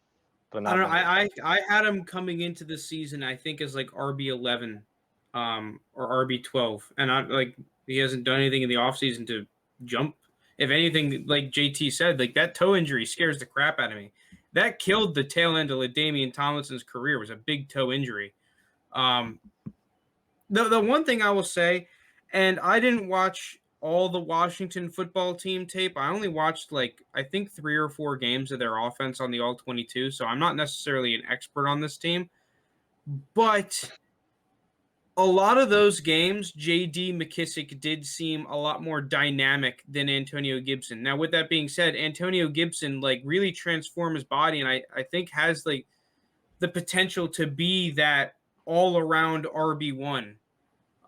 It's just, can he become the whole package? Because we're going to compare him to CMC. I mean, dude, CMC is just electric with the ball in his hands. I don't really think Gibson is on that level. So I'm going to have to go overrated, but kind of on the same boat as JT, not by much. Yeah. And the one thing with him also, last comment, he's still fully learning how to be that kind of running back. He didn't play that role fully in college. That's what's tough to price in is is he going to take the jump? He definitely got better as the season went on last year. I just his prices crept up for no reason. At the beginning of the offseason, he was definitely more okay, he's firmly behind Akers and Dobbins and Swift and other 2020 McGee. And now all of a sudden he's starting to creep up in the consensus value, even ahead of some of these guys. If you were to poll r/Dynasty, I think you'd get a decent amount of people that say, oh, I'd rather have Gibson than Akers, where I feel like if we were coming off the playoffs last year when Akers was really going crazy in the playoffs, it would have been consensus, everyone saying Akers. Yeah. No, I've seen that too. I've seen people say Gibson over Dobbins. The Akers hype train is kind of nuts. Akers is getting a ton of hype now. Yeah. I've Dude, but seen Antonio Gibson's getting a nice little hype train now. that hype train's good as well. Yeah. Oh, they're two of the bigger ones. I'm seeing for all the 2020 class backs have like a little fan club. I saw this is a really small quick side comment. I saw one of the major fantasy companies put out like these are redraft rankings, but this is predicting next year's success. Akers over Jonathan Taylor. It could be possible. I mean, the Rams offense, people are projecting to be unbelievable, which is why those numbers are inflated. But this is completely off the rails, but like we'll see. We'll rank the 2020 running back. I feel like is overrated, but that's just a take for another time. We're kind of running low on time. Last running back out of this group, and the one that's highest rated is Saquon. I think we're all confident that he'd be the one to maintain his value. The thing about him is just like, can he stay healthy? Can he be the elite level player that he is? I think when you're looking at Saquon and just the kind of athlete that he is. He's the one that is like that generational type player. He's the one I'd be the most confident of coming back from any kind of injury. Yeah. So he's the one that I have like the least amount of like concern about him potentially playing well. I think the argument is that the Giants got better offense. Yeah, kind of in my opinion. It can't be much worse. And with Saquon healthy, I think they should be a fine offense. I think he'll be fine. I think he kind of can get a little underrated in startups. In normal dynasty, I think he's fine right where he is. Ready for this? Ready, Frank. Clip this one for all the Bengals fans out there. Oh no. Talk about the Giants. Saquon is what the delusional Bengals fan base wants Joe Mixon to be. Stop it. No, stop. Who is saying Joe Mixon is Saquon? No one is saying that. Please stop. Let's move on, JT. Let's go to Lars. Frank spot. I fucking love you, Frank. Well, you're not even going to let me make my argument. You just hear the title and you won't read the book. Go ahead, Frank. Go ahead, Frank. I actually want to hear it. I'll let you go. But so if we look at Saquon Barkley's ADP, he is now in dynasty drafts in Superflex leagues being drafted in the late part of the first round, where Saquon was not too long ago. I think last year he was like a late first, more so in like the early second, but you would see him sneak into the late first of drafts. He is what the Bengals fans want Joe Mixon to be. Like, PFF just came out and said the Giants have like the worst offensive line in the league, which I do not agree with whatsoever. I thought that was one. I don't think it's a good one. It was definitely. I think they rated him as the very last. I thought that was a group that massively improved as the season went on last year. And once Joe Judge put his magic fingers on the offensive line, all of a sudden you started to see their clown fiesta running backs that they had last year produce. Alfred Morris was averaging like 4 yards a carry. Back from the dead. Dude, Saquon Barkley is the most talented running back in the NFL as a pure runner. It's him and like Nick Chubb maybe. But even Saquon Barkley as an athlete, as a pure runner, is the guy. And we are going to see it this year. Hopefully. All the stars are aligning for Saquon Barkley to explode. All right. We're running out of time. I'm just going to speed through. Wide receivers, Cowboys, CeeDee Lamb, wide receiver 8, Cooper, 20, Michael Gallup, 46, Cedric Wilson, not ranked, Simi Fehilko, not ranked, Eagles, Devontae Smith, wide receiver 22, Jalen Reagor, 57, Fulgham, 117, Quez Watkins, not ranked. Oh, Quez Watkins actually 141, John Hightower, not ranked, Greg Ward, 136, JJ Arcega-Whiteside, my lawn chair, not ranked. Terry McLaurin, wide receiver 11, Curtis Samuel, 41, Diami Brown, 63, Kelvin Harvin, not ranked, Cam Sims, 132, Antonio Gandy-Golden, 122. Then Giants, Kenny Golladay, wide receiver 27, Tony, 53, Slayton, 73, Shepard, 80, John Ross, and Dante Pettis, not ranked. real quick, looking around, most of us have Michael Gallup as the backup tone. Except Frank. Frank's the most confident that Amari Cooper will be the one maintaining his value, while Lounis thinks he's overrated. We all kind of think that CeeDee Lamb's overrated at wide receiver 8. I just think I'm fine with him at 8. I'm fine with him at 8. Looking at the Cowboys, I just think there's way too much of like the Cowboys are likely going to have to throw it a lot, but like the pace that Dak Prescott was on last year, he was going to throw like a million passes. I'm not expecting that pace. No, my reason for why I'm fine with him at 8. I think by this time next year, if not by midseason, CeeDee Lamb will be Dak's number 1 wide receiver. I'll say start of next year to be safe, because I'm really confident in that. Maybe, but even if then, like, I'm not sure wide receiver 8 is where I still really like CeeDee Lamb, but to have him that high, like, I just bump him down a few spots to like wide receiver 12. Top 10, baby. Dude, Lounis, I think that's the exact problem, though. You have to come out and say, "Oh, I'm predicting CeeDee Lamb to be the number 1 guy." That's his price. I'm not. You're predicting him to be more than the number 1 guy. You're predicting him to be the number 1 guy and to be the coolest dude on the team. I'm not predicting it. I'm telling you it's gonna happen. I like that, Frank. Coolest dude on the team. He is the coolest dude on the team. I mean, Frank's that resident Amari Cooper guy. Who's cooler than him on the Cowboys? Cowboys are lame as hell. Michael Gallup. I actually like Michael Gallup, but he's not as cool as him. He's fine. I feel like Trayvon Diggs is pretty cool, even though he's not a receiver, not in the offense. He's not even the best Diggs. Move on. He gets burnt every other play. I feel like he's a cool guy, though. Well, all right, just I think he's like me in backyard football. Like, I'll get some picks, but if you're running deep, you're beat. You just compared yourself to Trayvon Diggs. In backyard, I said I'll get some picks, but if you're running deep, you're beating me by 20 yards. I don't know. I just like I think that Amari Cooper is still the guy.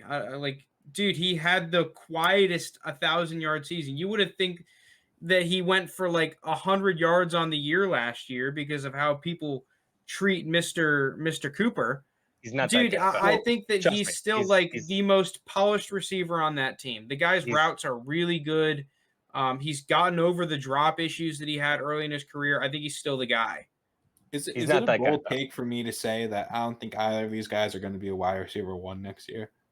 Like, is that relatively. They're both priced like that to a certain extent. I don't think it's bold. Well, I mean, I think CD is priced like it, not necessarily for next year, but for the long term. I think in the 2022-2023 season, CD will have a top 10 year. Next year, I expect him to be probably top 20. Okay, yeah, but who are you taking? Are you taking CeeDee Lamb or are you taking DJ Moore? Well, you know CeeDee Lamb. CeeDee Lamb. My feeling is on DJ Moore. Give me CeeDee Lamb. For long term, or what are we talking? For long term, Dynasty. Yeah, if you're at a startup draft, like if you. The thing is too is that you got to draft CeeDee Lamb around earlier, so you got to be like really confident. Well, no, you just asked me straight up which one I'd rather own. Well, yeah, but like that's. Well, personally, I'd rather own DJ Moore. But yes, I think that's the problem, though, is that the fact that it's even a debate for me is why I don't want to buy CeeDee Lamb at wide receiver 8 price. I think in a startup it's a little bit better. I mean, you're estimating DJ Moore is receiver 20. I mean, DJ Moore is probably receiver 12. Yeah, but he goes a whole round later. Yeah, that is when you consider quarterbacks and running backs and. Because CeeDee Lamb goes with all those running backs. Like CeeDee Lamb is going to be drafted around all the running backs, like, Josh Jacobs and Gibson, like somewhere in there. Whereas DJ Moore, I think for the most part, is going firmly after that run of running backs that usually happens. Mm-hmm. Mm-hmm. I'm fine with that. I'd rather have CD than Josh Jacobs. Well, Josh Jacobs. All right. Eagles, Lounis's team. I mean, I've just. We are running low on time, but Michael Gallup, what are we thinking? Goodbye or deny? Goodbye. People are forgetting about him. I see what you did there. That was good. People are forgetting. I think he's a little overrated. You're a little overrated. I'll take it. No, dude, think about this. This offense has. I'm sorry, real quick. In his second season in the NFL, he had 1,100 yards. Yeah, I think people are going to cling on that. And I'm not sure. When he's a top 2 receiver, and he will be soon. if he's a top 2 receiver on a bad offense, though, like a bad passing team, it doesn't really matter. Like wide receiver 43, 46, I feel like is just a fine. I don't think it's a buy low opportunity. I'd have him somewhere in the 30s. Dude, it's just funny to see all these offenses having these players ranked so high when they were all trash last year. Well, looking at this team, right? There are 3 wide receivers ranked in the top 46. There's 32 NFL teams, so you're predicting 3 of them are going to be better than, a good chunk of the league. You're predicting the Cowboys' 3rd wide receiver is a better choice than any other team, most other teams' 2nd wide receiver. So I don't know. I mean, the Cowboys also, like, their tight ends are cheeks, so. Yeah, that's true. Well, we'll get into that in a minute. Let's just move on to the Eagles. We're running low on time. I've trashed Devontae Smith enough. We've talked about him enough. We could just move on. I don't think there's really much to talk about here with the Eagles. Devontae Smith, receiver 22. He's very polarizing prospect. Frank and Lounis obviously feel he's underrated at 22. Me and JT feel he's overrated. I mean, I think 22 is about right just for a guy as talented as him. He won the Heisman, blah, blah, blah, blah. Jalen Reagor, we all have as underrated just because he's ranked receiver 57. 57 is low. Yeah, I don't think anyone can argue that he's 57th in the league in terms of dynasty wide receivers. He's a guy that went in the first round last year. Yeah, he didn't have a good season, but he was for most of the year. He was hurt. Yeah, and that quarterback situation, that offensive line, the whole situation was an absolute mess. So I think everyone's going to give Jalen Reagor kind of a pass on there. Really quick comment on Reagor. People got lower on him when they drafted Devontae Smith. I think Devontae Smith being there actually helps Reagor. He doesn't need to see those number 1 corners anymore. The thing is, I like with Reagor is that you can get him at his keep trade cut price. It's not one of those guys where it's like, oh, he's ranked 65, but you have to pay the, wide receiver 52 price to actually get the owner to sell. Like, Jalen Reagor owners will sell him. And a lot of the time, I mean, maybe they already have in your leagues, but they will sell him relatively low, it seems like, from my experience. Before we move on from the Eagles, I actually think that Quez Watkins is someone that has some potential. I like Quez Watkins too. Mainly because I thought that of all the young receivers they had last year, including Reagor, he was the one guy that actually seemed to show up in some way, shape, or form. To be fair as well, like didn't he play with Jalen Hurts? Am I crazy? No. No, wait. Not. Who played with one of these guys? In college? In college, yeah. Devontae Smith. Well, no, yeah, Devontae Smith. But someone was on Oklahoma with CeeDee Lamb? No. It's the number 2 on the team. I don't know who it was. But no, what's going to be something to monitor with these lower Eagles wide receivers? Smith and Reagor are the top 2. That wide receiver 3 battle is going to be between Travis Fulgham and Quez Watkins. Get out of here. Fulgham should not be ranked. He should not be ranked. He should not be ranked. I'd rather own Fulgham than Quez Watkins. No shot. Yes. No shot. Fulgham should not be ranked. He's an absolute enigma that he made his money because the whole receiving core was hurt. Every single guy was hurt. Like, what do you want? Quez Watkins could have done something. Yeah, but I don't know. I think I'd rather have Quez Watkins. I mean, they're going to battle for the number 3 spot. Fighting for scraps there. All right, moving on. Washington football team. Terry McLaurin, actually, wide receiver 11. Kind of all over the board on him. We all agree Diami Brown is criminally underrated. Like he's some of our most underrated. I just think the hate towards Diami Brown is crazy. Well, I don't think it's the hate towards Diami Brown. I think more people are looking at him and going, all right, he was a 3rd round pick. He's going to an offense led by Fitzmagic and/or Heineke at quarterback. They have, Terry McLaurin supplanted him at the top of that depth chart at wide receiver, and then just spent big money to get Curtis Samuel as that number 2.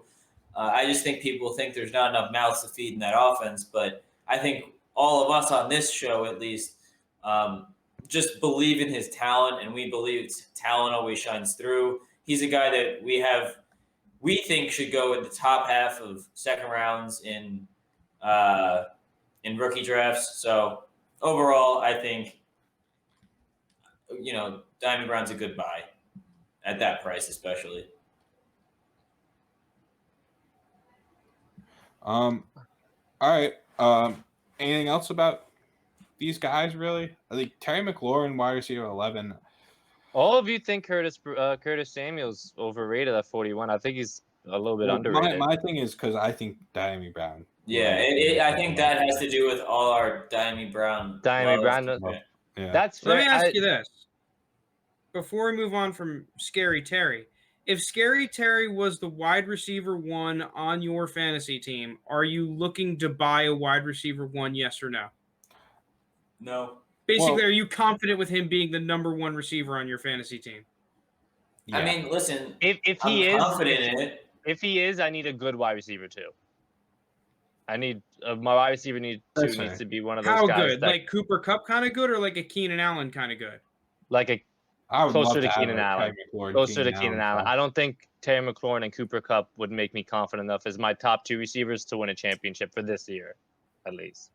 Terry McLaurin and Keenan Allen would be a very good combo. And I think like Scary Terry, to be honest. I think McLaurin's gonna have a great year. I think he's gonna have around like a monster year, like around maybe 100 catches, 1,200 yards. I like him. I'm comfortable with him as my wide receiver 1. I'm just saying I'd want a pretty good wide receiver 2 if I'm trying to win a chip this year.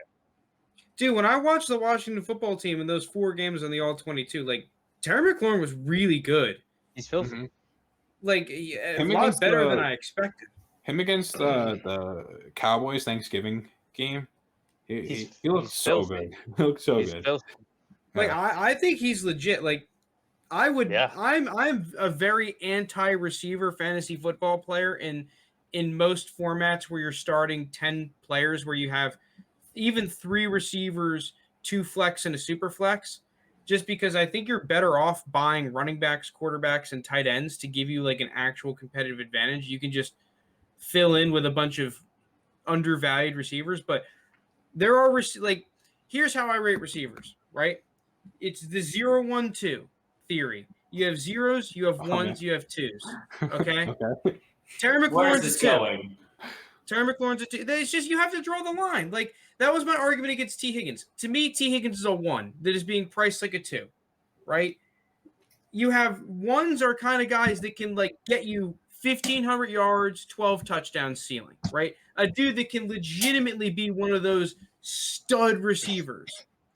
Dude, I think he's a 1, and he's at a very favorable price right now to a certain extent. He's not priced like a top receiver in the league. He's still priced as like a wide receiver 2 to a certain extent, like a good wide receiver 2. I agree. I like Terry as a buy. I think if you're gonna pay a lot for a wide receiver and if you want to do it with Terry, I'd be happy with that. I think the issue though about Terry is Tinder Girl JT's back here. I hate you so much. He's sneaky older than people believe. Sneaky older.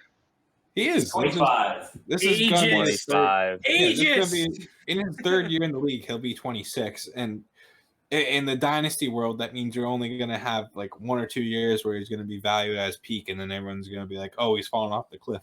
And to be fair, when we're saying Tinder Girl JT, I look at it from the perspective of other people, where it's like, you better be fine with having this person on your team for the rest of his career, because you're not going to be able to sell him for that value in 2 years. Like what you're paying for him is, I mean, that's just the decision that you're going to have to make going into making that trade. I'll keep him until he's 33, 34. That's really fine if you want to make that commitment. I don't hate it. But that's just the reality of it. What, do you have commitment issues, JT? I might. Don't show him way. All right, so Curtis Samuel, we all think kind of stinks. Lounis, for some reason, still has such a hard on for him.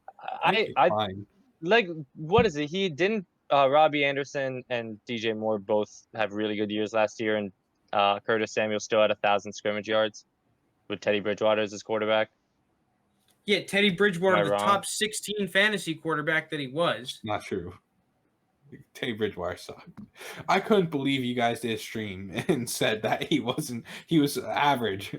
Teddy Bridgewater was one of the worst quarterbacks. This is not a Teddy Bridgewater thing. It's a Curtis Samuel thing. Yeah. Okay. I like Samuel, Curtis Samuel a lot. There's a reason he got paid what he got paid. He's just dynamic. You just get the ball in his hands. I think Rivera's going to do that. I think we might see Samuel play a little bit of that McKissick role. Some of those routes. What if I told you guys Curtis Samuel's actually younger than Terry McLaurin? He is. I don't care. Isn't he still 24? Yeah. Yeah. I'm just saying that to say that, but it's true. He is younger than Terry McLaurin. That's part of why I like him a lot. He's super young. He's fine in my opinion. I think I have him as like an overrated thing because we just choose overrated. And he still never had a quarterback who can throw deep to him. And he's one of in my opinion, the better deep route runners. Yeah. He's had a bum shoulder Cam Newton, Kyle Allen, and Teddy Bridgewater. He's never really had a quarterback who can throw deep. So that's another reason I like him. I just like Diami Brown more. I just love him. I know, I get that. That's my issue. But I don't hate Curtis Samuel. I think if you had a different rookie wide receiver behind him, I think I would like Curtis Samuel more. All right. What's the price tag for Curtis Samuel? Well, probably mid-second, I would assume. I'd want 206. What are we thinking? 206. Are you taking 206 or the Samuel? I don't know if I can get that for Curtis Samuel. Just because of the name, I'd rather just hold Curtis Samuel than trade for 206.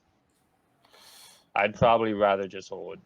An early second I'd really start to look at, like if I'm in that range where I could get like a Rondale Moore or something, or either one of the Moores. But I wouldn't sell for 206. Well, here's the issue to me, right? Like 206 might be Diami Brown. So or Terrace Marshall. I know you're a big Terrace Marshall guy. I'd rather own Curtis Samuel than either of them, even though I like Diami Brown a lot. All right. And all the other football teams' receivers, Jags, are we in consensus? Except for Isaiah Wright, Temple legend. Disrespected. I don't even think I put him on here. You didn't. It was blatant disrespect. These guys are stuck by Terry McLaurin, Curtis Samuel, Diami Brown aren't going anywhere. So these guys are stuck way beyond them. I'll make the thumbnail is Isaiah Wright the most underrated receiver in the league? He is. All right. Giants, you know how I feel about Kadarius Toney. You all say he's underrated. I can't believe you said overrated at 53. He's nothing to me. He's literally 0. He might be a negative. He's literally a roster spot that I'm just going to have to hold out and hope that he becomes something, and that's not happening. You didn't put him as the most overrated, though. No. Well, look who I did put as the most overrated. Devontae Smith. You're such a menace.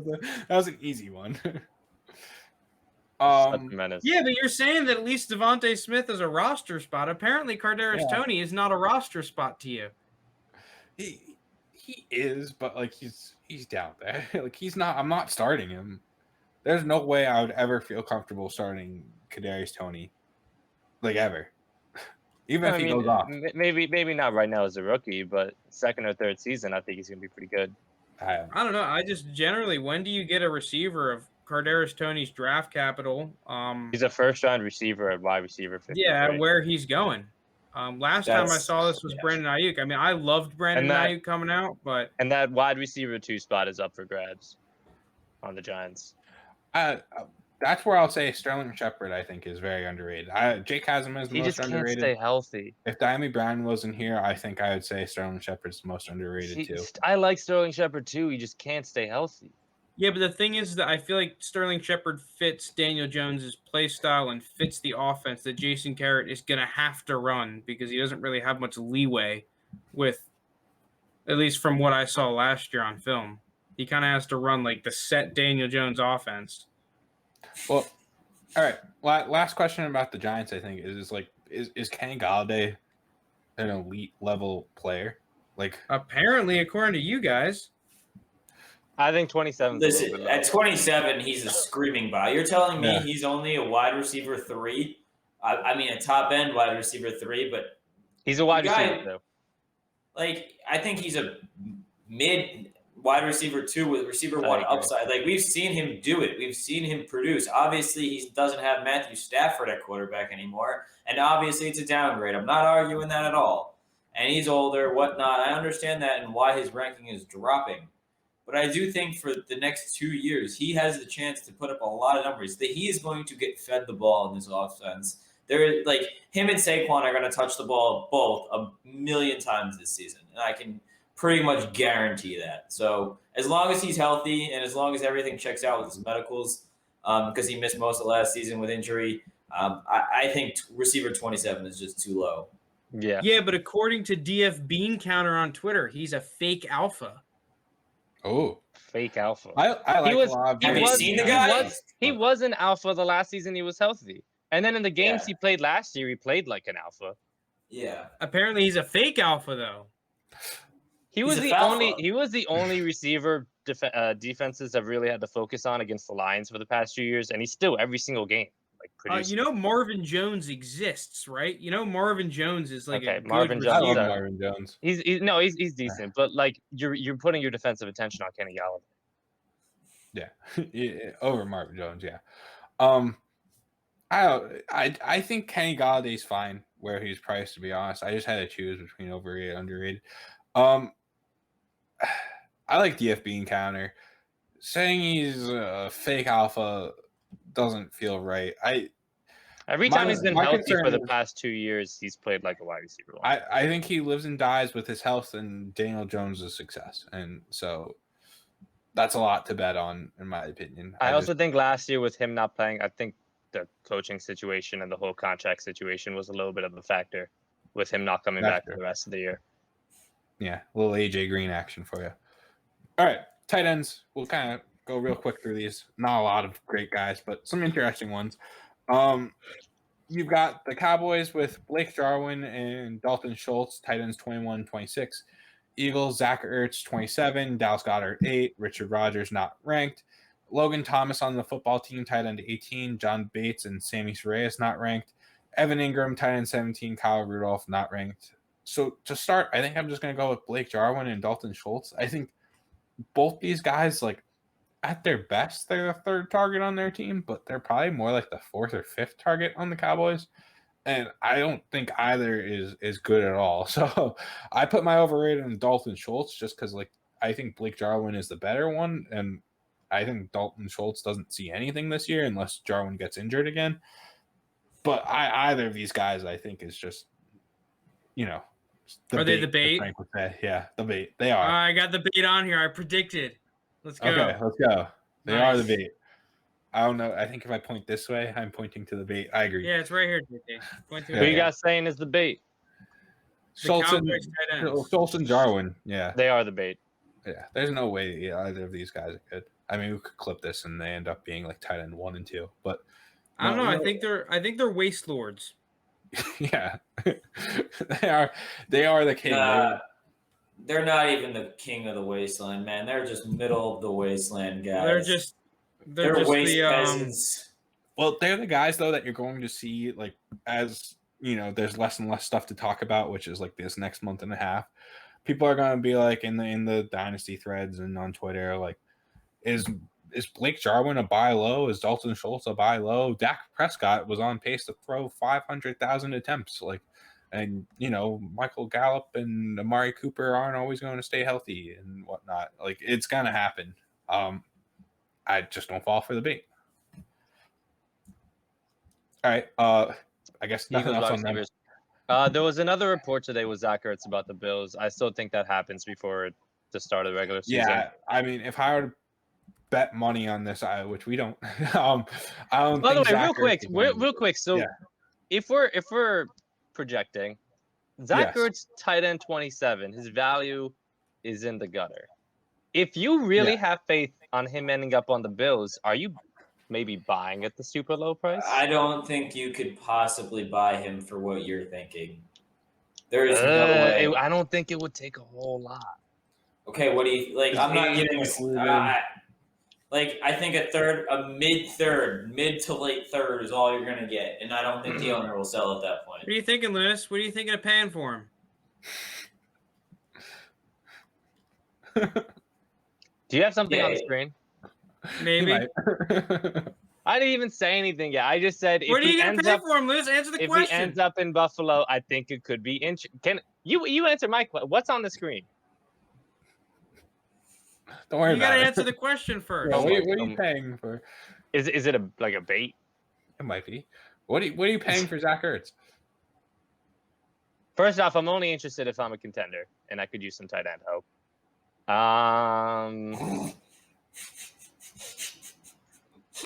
Wait. No, now I need to know what's on the screen. I think I'd throw like an early third. Is that early third? Dang, got him, lads. See, listen, tight ends. I've said it before. It was a bait. Let me put it in more smart people terms. At tight ends, you got the bourgeoisie and the proletariats, man. You're paying an early third for a proletariat tight end. What just happened? All right, move on. The Redskins or football team. No, we didn't talk about Dallas Goedert. Dude, Dallas Goedert. I like Dallas Goedert. Tight end 8. I'm generally found what you said underrated. How many spots? Because I do think Dallas Goedert will have a really good year. It's hard to put him ahead of. So obviously you have the top 4 with Kelsey in order: Kelsey, Waller, Kittle, Pitts. You have Hawkinson, Mark Andrews.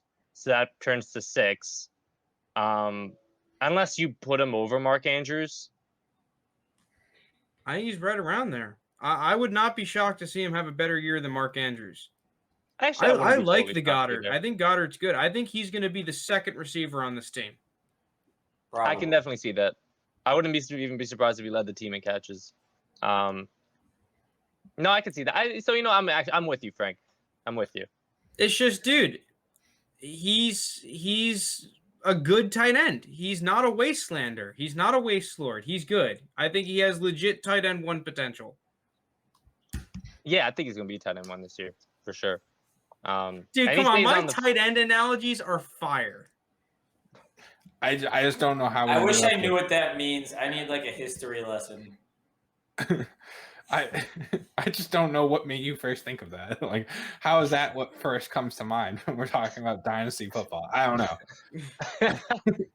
Look it up. Do your homework, and you'll know exactly what I'm talking about. We don't have time for it. Let's go. Washington football team. Logan Thomas. That's it. I said he's underrated at 18. We all said confident keeping value or underrated. We all said Logan Thomas. Yeah. He's fine. He's a wastelander, but he's probably I think he's out of the wasteland. No, I think he's a waste lord. He's the top of the wasteland. You think he's a waste lord? I think he's a waste lord. I'd have him in my top 12, but like back end. Frank, who would you rather have, Johnny or Logan Thomas? Logan Thomas. No. Next. Logan Thomas, dude. Logan Thomas is going to be good. I think he's going to put up better numbers than the bait Curtis Samuel in tight end premium league. Oh, tight end premium. You're making Lounis out to be the bait lord over here. Why? I'm the bait lord. He's the bait commander. All right. Well, JT has Bateman at 106, and I'm the bait commander. I'm taking Bateman. You guys are so sleeping on Bateman. I'm sleeping. Anyway, he's on the Ravens. Next question. Guys, I'm interested in Sammy Reyes. He's from Chile. He's a little bit of a bait, but I just think like a waiver wire pickup kind of guy. Like he's fine on my roster. I totally stashed him on my own roster. Even pick him up. Are you picking up? Are you gonna pick him up? Get him out of here. I pick him up. I pick him up. Just a stash. You don't have the roster to pick him up. Next, come on, dude. Like, come on. So you're gonna clown. You guys clowned me for liking Foster Moreau. Meanwhile, we're gonna roster Sammy Reyes from Chile. Hold on, I like Foster Moreau. No. Foster Moreau is much more ownable than Sammy Reyes. I don't even know who this guy is. Sammy. He's from Chile. Okay, tight end is a fucking hard position to play. They don't play football in Chile. They play football like Messi. They don't play. Yeah, All right, that's just bigoted, Jake. Yeah, what the hell, Jake? Just because he's from Chile doesn't mean he can't play football. Yeah. They don't play that sport there. Next guy. Oh, all right. Well, Wow. ready to go. Well, you don't think Nick Saban's recruiting in All right. Well, Chile? this is probably the most. No, I know. This is probably the most interesting guy: Evan Ingram, Kyle Rudolph. I think Evan Ingram at 17 is fine. Nah, he sucks. I think 17's like I'm fine with 17. He's a Pro Bowler tight end. He's a Pro Bowler. I'd rather own 30-plus-year-old Kyle Rudolph. What about Sammy's Reyes? Sammy's Reyes. No. I'm not taking this. This is unfair. Dude, add this one to the Jake ones. Sell all Chileans. Sell all foreigners. Has there ever been a good foreigner that's not a kicker? Well, Canadians. Nikhil. Yeah, Chase Claypool played Canadian football. Yeah, Mapletron. I'm just saying. Canada's just America North. Dude, Jay Ajayi played a lot of soccer. He was from England. North. Yeah. If Giannis wanted, he turned out. If Giannis wanted to be a receiver, he'd be pretty sick. Yes. You know what? Now I like Sammy's Reyes. We're so off the rails at the end of this episode. If you made it all the way through, thanks. Evan Ingram, I don't know. He's a bait. Kind of a bait. Yeah. The thing is, he's been so crapped on that, like, he's actually kind of a good buy now. No, he's not. He sucks. He's shown so many flashes. His hands are just so bad. I'm just to be fair, he's almost guaranteed to be on a different team next year. Guaranteed. Hold on. Everyone, time out. You time out. If he ends up on another team, right, and he ends up being Matthew Stafford's tight end, like, what do we think about Evan Ingram then? He's bait. He's still bait. Hear me out. I don't think a new quarterback's going to help him catch the ball. Hear me out. He is going to have an Aguilar career trajectory. He's a guy who's shown flashes. His route running's not bad. Athletically, he's there. He just can't catch for shit. Gets in a new situation. Well, to be fair, though, a new situation, gets less pressure on him out of the big market. Evan Ingram had like a rookie record-setting. He was in his second season, he was injured, but the games he played, he was good. It's just his hands. That's literally the only thing. I don't think his route running's bad. Athletically, he's there. He just can't catch. That was the problem with Aguilar's last year in Philly. He was fast. He could run routes well. He just couldn't catch. That's why he's my comp. Maybe I'm biased, but I want no fucking part of this, man. I feel you. You're just a salty Giants fan. That was me with Aguilar. That was me with Aguilar. I get it. I totally it turned into a therapy session. No. Hear me out. Evan Ingram fully is in the Joe Mixon paradox, hands down. The Evan Ingram, hands down. The Ingram enigma. In the Joe Mixon paradox. Every year, people are like, "Oh, he's talented. Oh, he's gonna be good." Oh, well, that's not the Joe Mixon paradox. That's the Joe Mixon. Everyone thinks he effect. Sucks. The Joe Mixon paradox. But before last season, people were high on him. He's been like a top 10 tight end since he's been drafted. Like now he's falling out of it, but like still a Pro Bowler. The Joe Mixon paradox is, I think Joe Mixon's worth, I don't know, let's just say 2 firsts. It's the owner thinks that Joe Mixon is undervalued, and the person who wants to buy Joe Mixon thinks he's a good buy, right? But they're just not willing to come to that agreement where they're willing. Right. I think you're gonna get the same thing on Evan Ingram. I think people are willing to sell Evan Ingram after last year. I think you will. All right. Well, that leads us into our final part. Thank you. If you just a wild off the rails ending. We got a little wild at the tight end mark. All right. NFC East team most likely overperform. We were almost across the board on both most likely to overperform and underperform. Underperform we were, but let's start with overperform. Jake, Lounis, and myself all said the Washington football team is the most likely to overperform, while Frank said the Giants. I mean, I guess I'll be our Washington representative, right? But like, with the quarterbacks, it's pretty easy, right? You have Ryan Fitzpatrick as a quarterback 31, Taylor Heineke as quarterback 40 something. They added two really good receiving weapons. Yeah, part of that is the concern over like which quarterback does start. I think whatever happens, like they're not going to be one of the bottom quarterbacks in the league. They'll be probably a little below average, but they'll be fine.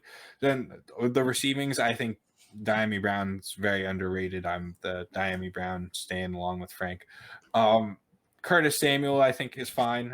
I think he's all right. And Terry McLaurin is that other guy that at a late first round wide receiver, I think is a solid buy for what Terry McLaurin is. I think he's a very good player. The only concern is Antonio Gibson, but it is that kind of the risk that you're willing to take. I mean, I think if he can withstand the touchdown regression that might come and the toe injury that we're concerned about, I think he's a very good player, and he should be fine at running back 8. So I think it was pretty easy as far as the team that was most likely to overperform their expectations. Frank, why are you saying the Giants? Because if Daniel Jones is good, this is the best team in the division. I actually agree with Frank there. If Daniel Jones, that's a lot to bet on, though. No. If Daniel Jones does take that leap, the Giants' offense will be the one to most overperform, and they should win the division. It ultimately comes down into your faith in how much better Daniel Jones is. That's also, we have the Hooters bet on them, factor. so it's like I'm kind of rooting for the Giants. That's the entire factor with the Giants. How much better will Daniel Jones be next year? That's what it comes down to.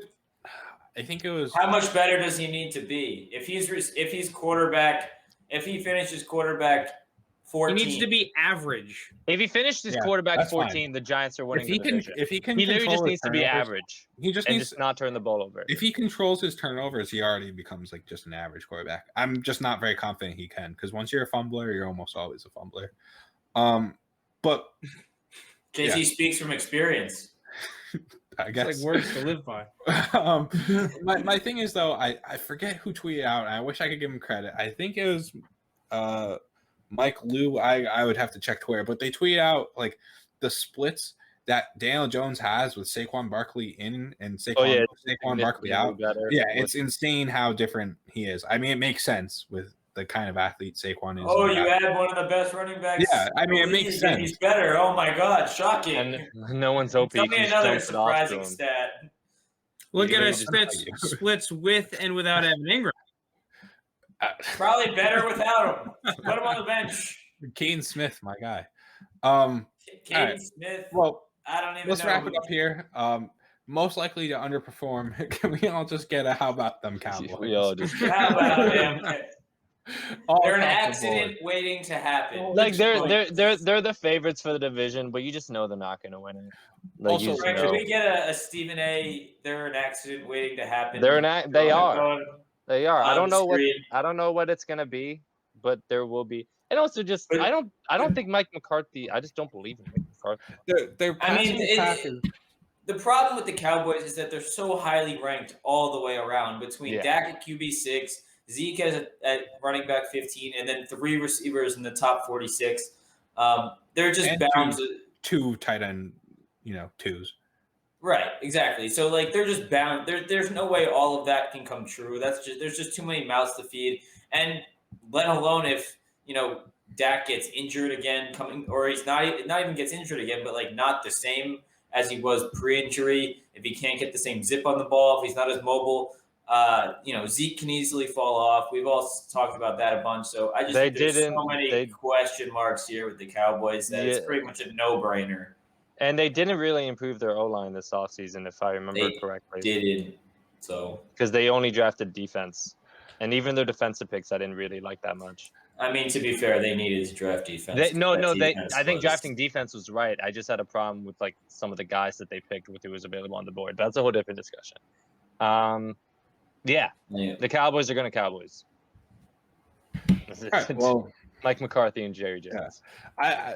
To just add, I just think their passing attack is just like priced at its like peak, where it's just bound to either it barely meets expectations or it's a failure. So that's it. All right. Well, kind of a longer episode, probably our longest one in a little while. So thank you all if you stuck around.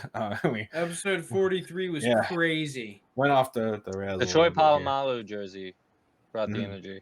If you're on YouTube, like and subscribe. Twitch, hit us with a follow.